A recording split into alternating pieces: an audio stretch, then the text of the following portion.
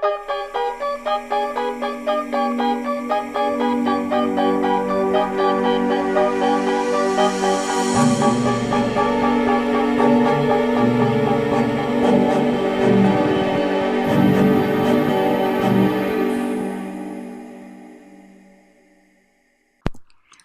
guys, and welcome back to Dark Matter Podcast. I'm Dominique. And I'm Avalon.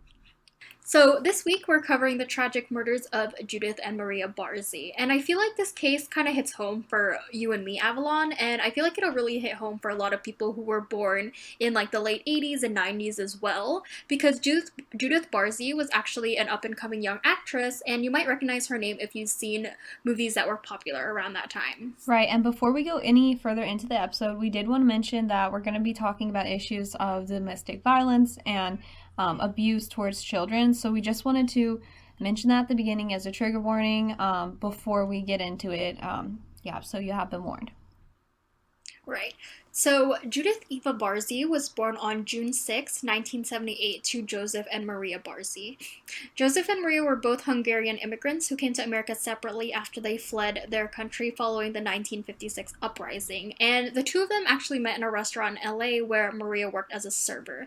They had both been previously married before, and Joseph actually had other children who were living in another state with his ex-wife, but from what I've seen, they didn't really interact with him that much.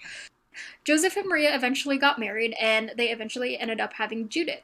And Maria started training her daughter to become an actress from a very early age. And she said that from the day Judith was born, she just knew that her daughter would become a star.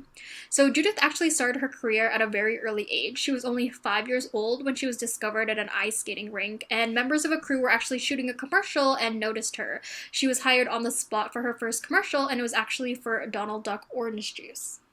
Yes, and from what everyone said about her, Judith was an adorable, smart, funny little girl. So she was just full of life. And Judith and her mother were very close. And when they'd be in public together, they would speak Hungarian to each other so that no one would know what they're saying, which is really cute. It's like they had their little, like, I was gonna say secret language. It's not secret. It's an actual language, but it's just cute that they were, like they had that close knit relationship.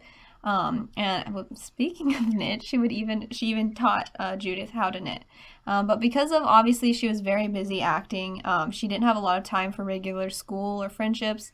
And then one of her former classmates even said that Judith missed being in school because she really just missed her friends. Which, when I read that, I got honestly that really hit me hard because no little kid should have to miss their friends because of their career. I mean, that's some adult shit. That's some college and adult life shit, you know what I mean? You shouldn't have to say I miss my friends because I'm just busy all the time acting.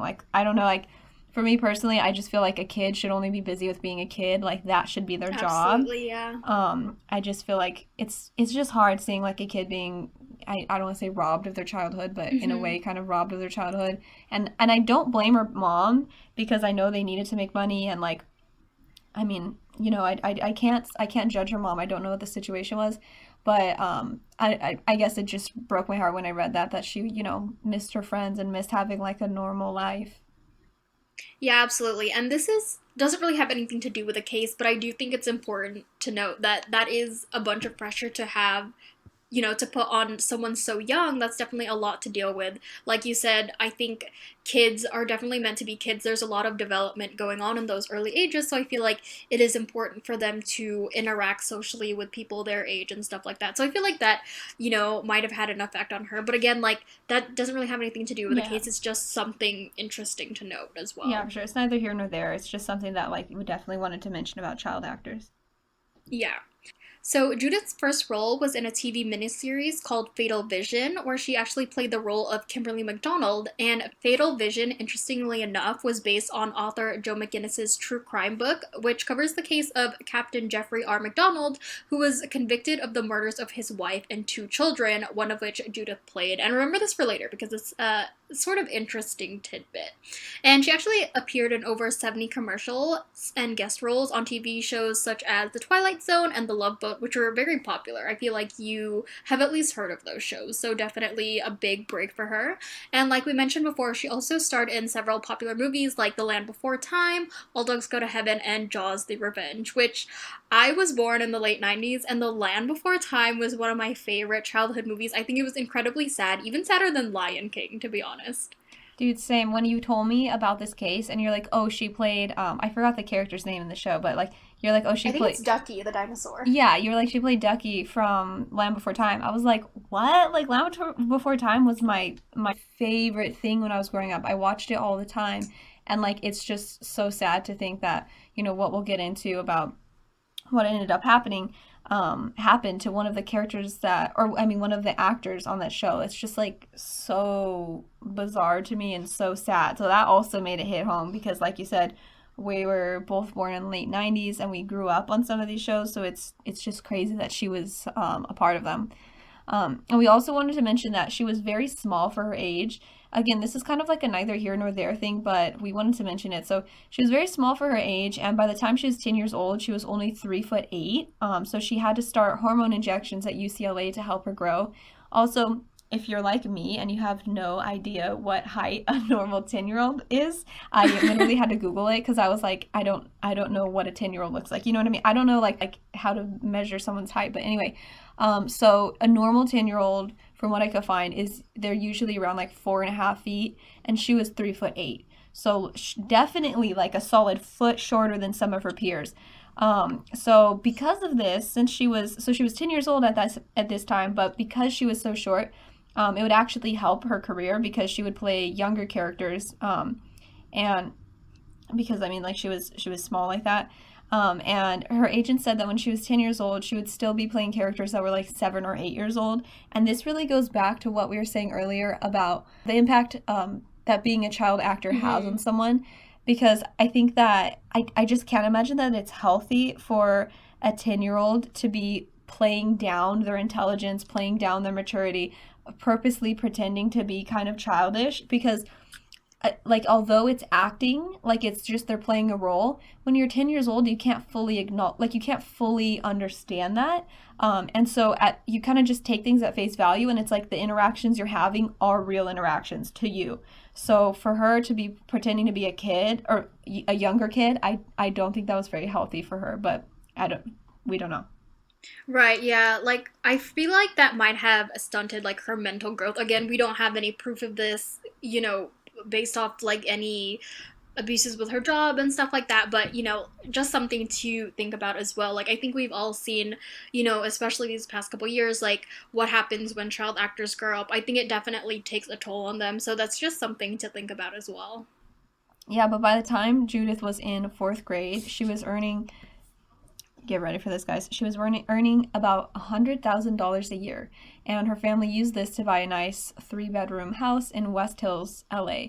So when I read this, I was like, fourth grade. She was making I know, 100K. yeah. Like, oh, I would love to make 100K now, and I'm in my 20s. Like, she was in fourth grade. That is so insane to me. Yeah, so she was like really successful with this acting career, especially for someone so young. Yeah, we were talking about this before that like I could not believe that this 10-year-old had such a prolific acting career. That I mean, it makes Hmm. sense that she started when she was literally 5 years old, but in those 5 years, she got like a lot of big gigs. You know what I mean? Like she was in Jaws, she was in The Twilight Zone and The Love Boat, like huge movies and shows and commercials. And I just like that shocked me that like how obviously how talented she was and how she was just I feel like such a hard worker, and it's hard to it's hard to even wrap my mind around saying she had such a successful career because she was a baby, she was a kid. Like you don't think of a kid having a career, Yeah. but like she literally had a more successful career than a lot of adults, and she was only 10. So yeah, it's just crazy to think about, and because of the wealth that she generated, and they lived in this nice house and everything, it definitely looked like from the outside that like this family had the perfect life and they had it all. But unfortunately, as we know from a lot of true crime cases, the families that look like they have it all and they look like they're the happiest tend to be the ones where there's some really dark shit going on there, and they just don't talk about it. And that was definitely the case here. Yeah, like you mentioned, despite, what is seemingly the perfect life for the Barsies, unfortunately, as Judith's success grew, her father Joseph, who began drinking a lot and was pretty much an alcoholic at that point, became increasingly angry and bitter about her success because, as we mentioned before, she was earning $100,000 a year. Obviously, that's not chunk change, like that's a very big deal, especially for someone so young. And again, I feel like her father really became envious of that, because of her success and because of the money that she brought in for the family. And just a little background on Joseph Barsi: he was actually an illegitimate child and never knew his father, and because of that he suffered bullying early on as a child, which eventually led him to have very low self-esteem. And we mentioned before that Joseph had actually had another family from a previous marriage, and so that family had actually moved to New York, and he had moved with his previous wife and two kids. And I guess back then he had also started drinking and physically abusing them, and this eventually prompted his ex wife to run away to Arizona with their two kids and file for divorce. And his first daughter, Aggie, later stated that she thought that he resented his mother for allowing his father to leave, which eventually made him see all women as whores, which I think definitely plays into his mindset and where he is mentally right now at this point, which again, like, definitely not an excuse. We're not saying that at all. There's no excuse for domestic abuse, but I think it's very interesting to see, like, the way these people grew up, because I think their environment and the way they grew definitely has an impact on them. Yeah, for sure. And I think a lot of times in true crime content, in like the true crime world, people will make this criticism that they're like, why are you going to say the background of this person? Why are you going to talk about where they came from and what their background was like and how they had, struggles in their past? Like they're basically saying you're excusing their behavior.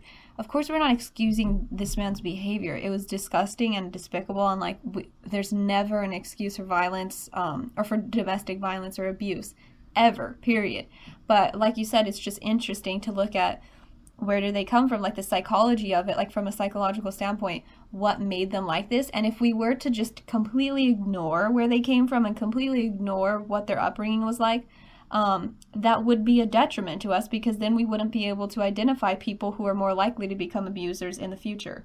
So it's like, this is what research Right, is, yeah. you know what I mean?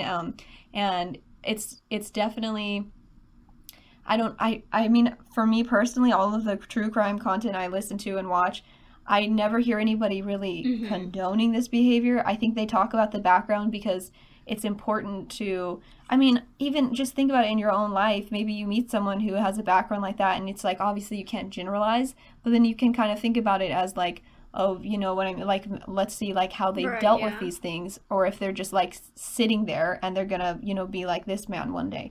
So I just feel like, yeah, we're definitely, of course, not condoning it, but I don't think that there's anything wrong with looking at the background and seeing where they came from, why they ended up like this, perhaps, or like, Yeah, what went into it. absolutely. But yeah, so anyway, so his drinking did get really bad at some points. It ended up leading to 3 arrests for driving under the influence. And when he was drunk, Joseph would also threaten to kill himself, Maria, and Judith. So obviously, this family was in a very hostile situation. He was holding them emotionally hostage as well as physically hostage, like literally hostage. Yeah, pretty much. Like, he wasn't, like, physically training them, but I think he definitely had enough mental and emotional power over them that he knew how to keep them there. Exactly, right. And so in December of 1986, Maria reported his threats and physical abuse towards her to the police. But after they found no signs of physical harm on her, she decided just not to press charges against him.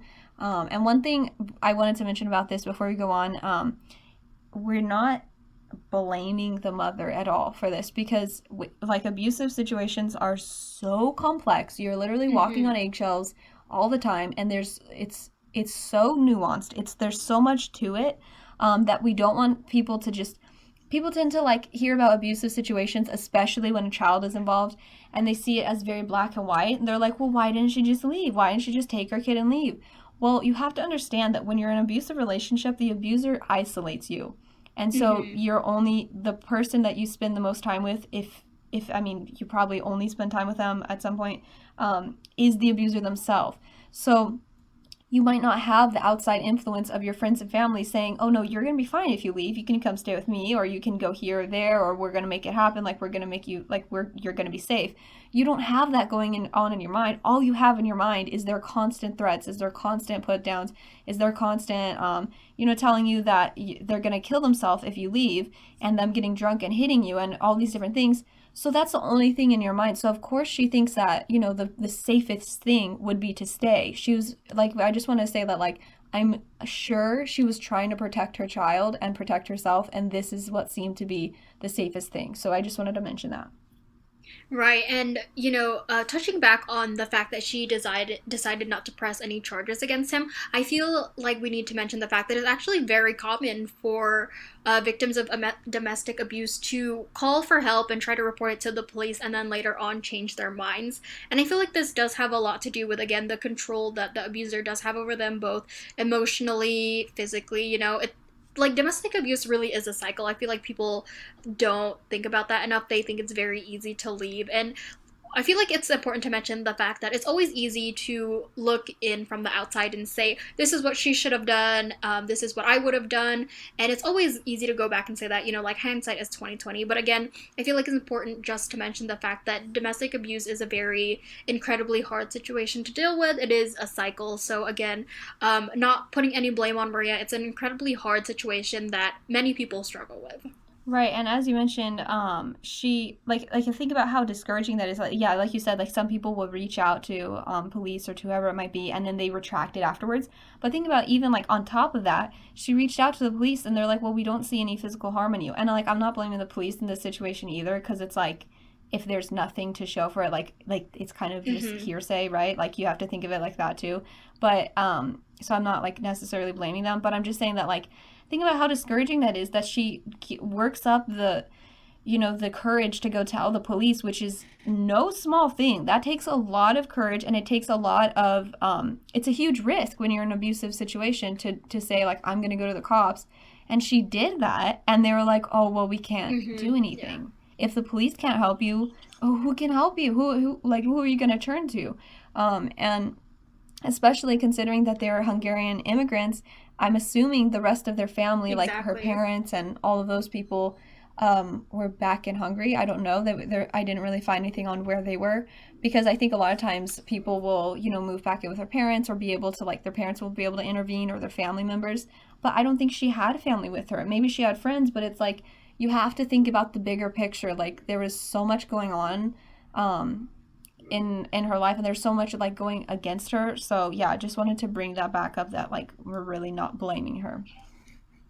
And furthermore, we wanted to also mention that Maria herself had been abused, not just by her husband, but as a child by her father. So again, it just makes it even harder to break that cycle, when literally the way you grew up was being abused. Then of course, like, it's no surprise you're going to end up in an abusive relationship, because that's all you know of as love. That's what you understand a loving relationship to be, is being abused. So it's no surprise she ended up in this relationship, and it's no surprise she left, because she's used to dealing with abuse.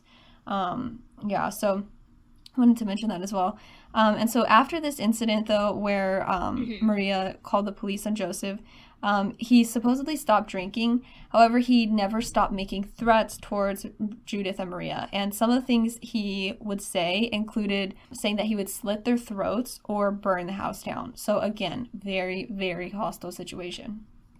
Right, and before Judith and Maria actually left for the Bahamas to film for Jaws the Revenge, Joseph actually took Judith aside, and he threatened her by pressing a knife to her throat, and he said, if you decide not to come back, I will cut your throat. And he reportedly also hid a telegram from Maria, which had news that a relative of hers back in Hungary had actually died, because he didn't want them to leave the country for fear that he would leave them. And again, I think that speaks to his control. That's, again, things that a lot of abusers will do. They try to isolate these people. They try to keep them from leaving. Definitely, they want control over them. So this shows, just how bad he's deteriorating and how he's treating them. And the physical violence continued, and Judith even told a friend that she had a nosebleed because Joseph was throwing pots and pans at her. And of course, all the abuse and trauma started taking its toll on poor Judith, and she started gaining weight and exhibiting odd behaviors like plucking out her eyelashes and pulling off the whiskers on her cat. And in May 1998, Judith was eventually taken to a child psychologist after having a breakdown in front of her agent. And the psychologist identified her as having severe physical and emotional abuse, and she ended up reporting her findings to Child Protective Services. However, unfortunately, her case was dropped after Maria told the caseworker that she intended to start divorce proceedings against Joseph, and that she and Judith were going to live in an apartment in Panama City that she had recently rented.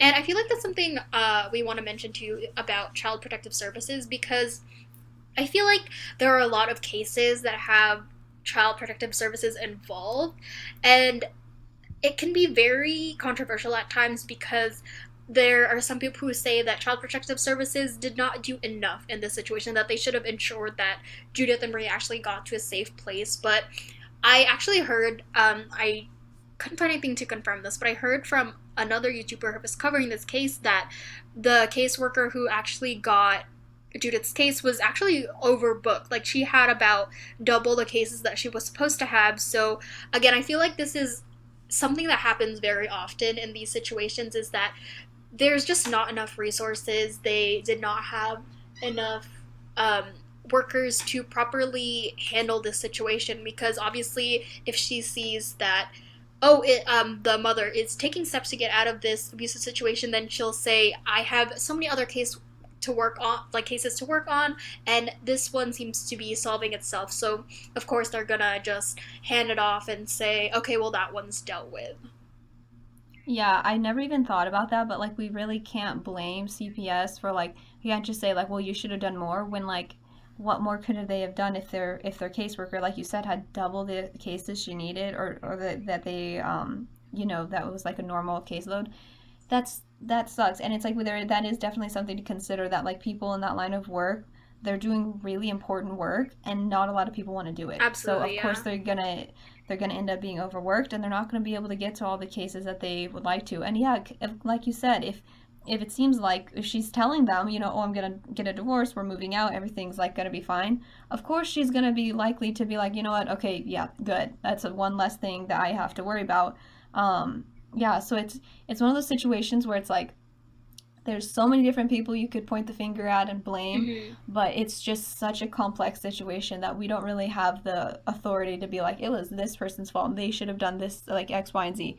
That's just how abusive situations are. Right, and I also want to mention, like I said, that people had noticed her odd behavior.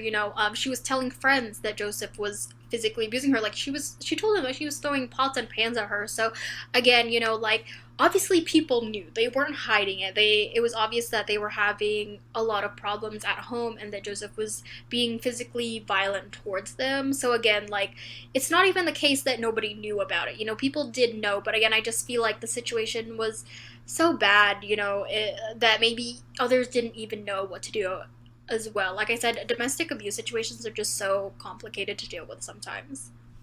Yeah, for sure. And according to an article from the LA Times, one of their neighbors, Eunice Daly, said that she had encouraged Maria several times to move out, but Maria was hesitant because she said she had worked too hard with her daughter's acting career to give up her family and home, which, I mean, again, you can be on both sides of this, but like I understand that like she had put so much work into it, and like you know what I mean, like she was so proud of her daughter and they've come so far. And yeah, it's like I could blame her for not doing something better, or like not handling it better, but it's like I see where she's coming from. And you just get in that mindset of like excusing the behavior and being like, well, like, but it's worth the cost, like it's worth the abuse because we're making this much money, or whatever it might be. And I'm not condoning it, but I'm just saying that's the fact of the matter, that she didn't end up doing anything at the time. But that Friday, things seemed to come to a head because Maria told Eunice that she couldn't leave because Joseph would come after them and kill them, and had also threatened to burn down the house. So again, there's many warning signs. And Maria was also planning on cashing Judith's $12,000 tax refund before Joseph could get his hands on it. So that was the situation leading up to what ended up happening. Right, and on the morning of July 25th, around 8:30 a.m., Eunice was watering her garden when she heard a bang next door and saw smoke rising from the house, which led her to call 911. And unfortunately, Joseph Barsi had shot Judith once in the head with a .32 caliber pistol while she was sleeping in her bed.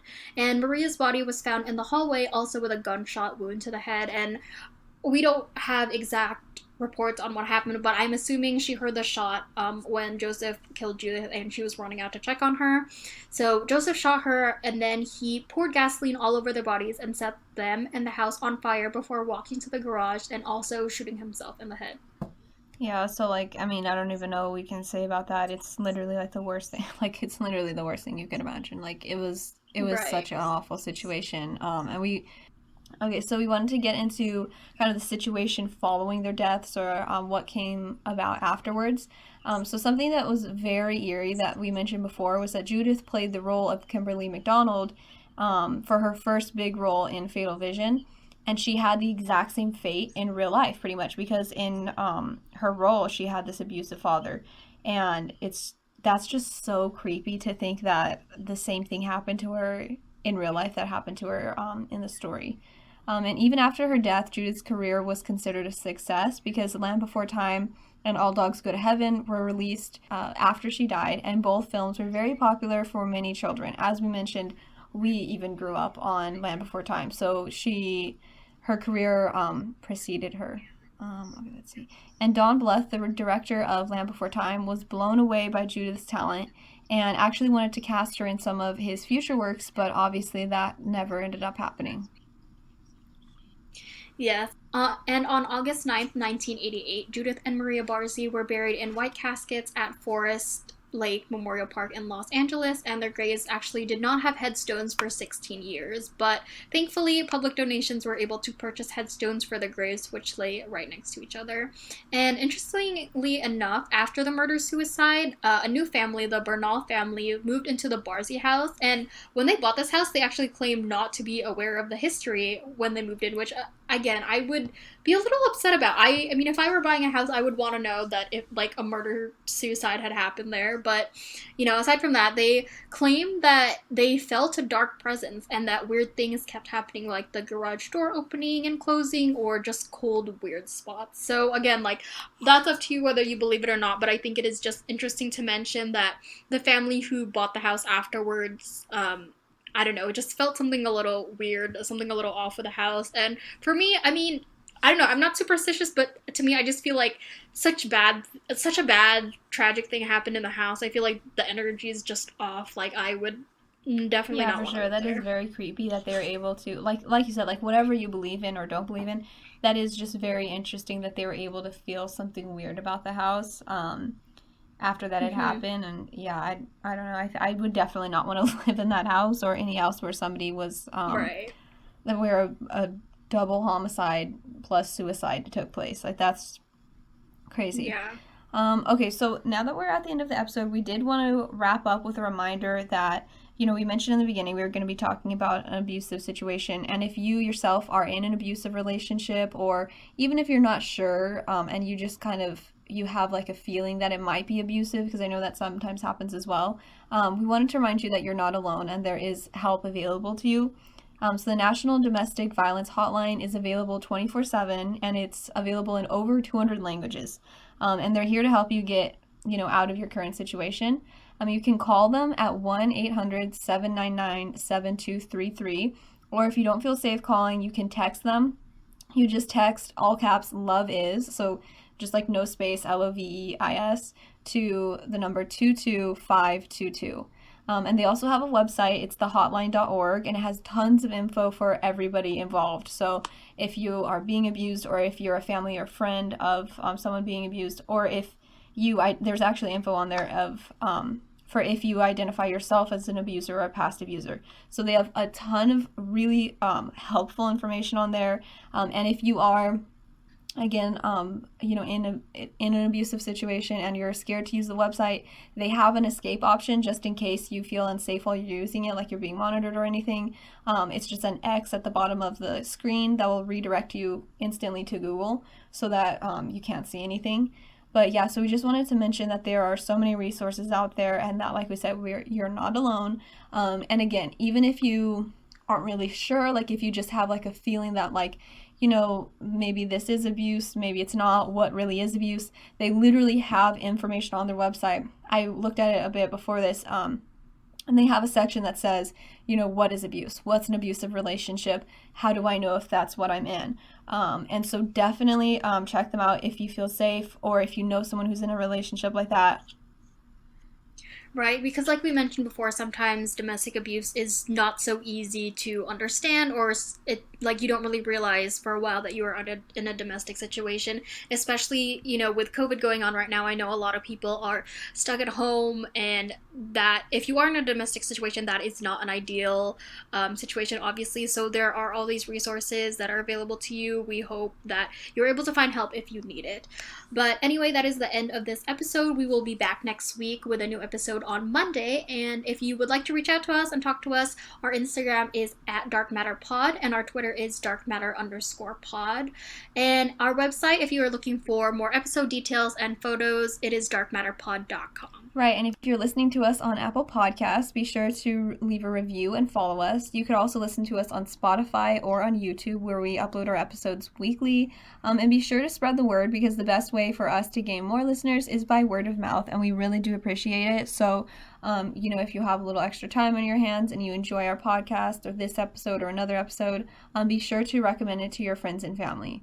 All right, thanks for listening, guys. We'll see you next week. Bye.